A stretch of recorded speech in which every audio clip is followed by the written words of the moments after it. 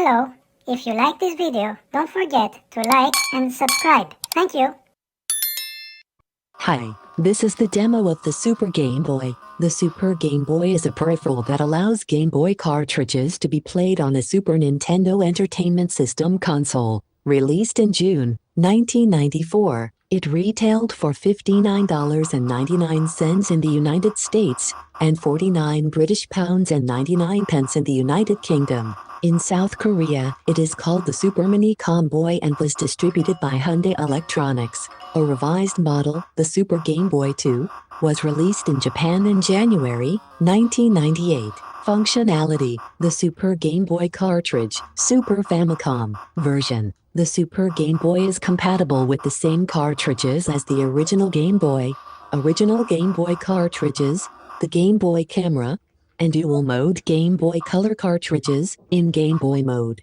The unit could map the 4 shades of green to various colors on the screen. Later Game Boy games that were optimized to use the Super Game Boy had additional color information and could override the on-screen colors, display a graphical border around the screen, and display special background sprites, as seen in the Mario's Picross title screen. Those games would have printed a small Super Game Boy Game Pak logo on the box and cartridge. The adapter could support up to 64 colors for the border and 12 colors for the screen. Static screens could display all 10 colors.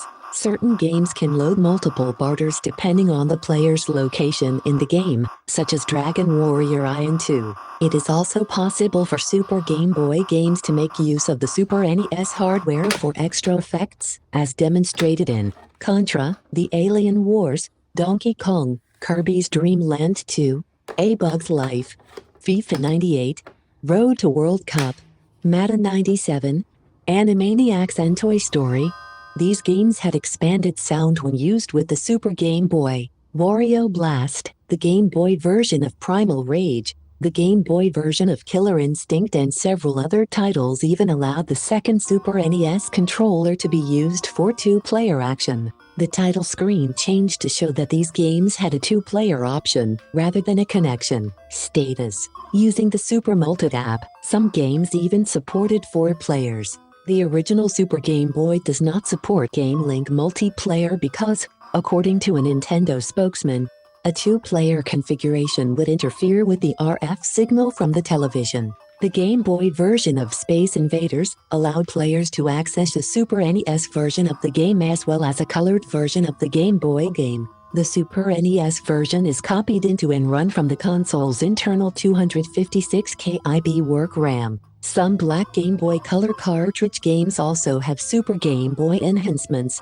although there isn't any logo indicating this on the cartridge or on the front of the box, as there are for original Game Boy releases. Several GBC titles do have a small Super Game Boy compatibility icon located on the back of their packaging, such as for Dragon Warrior Monsters 2, Kobe's Journey. Hardware: because the Super NES cannot emulate the Game Boy hardware at full speed, the Super Game Boy actually consists of the same hardware as the original handheld. Inside the cartridge is a separate CPU that processes the games, while the Super NES only provided means for user input, output of graphics to the screen, and the additional coloring. The original Super Game Boy is known to play the game program, and its audio 2.4% faster than other Game Boy hardware. This is due to the use of the Super NES's clock speed divided by 5, which ends up being 4.295 MHz instead of 4.194 MHz. Super Game Boy 2.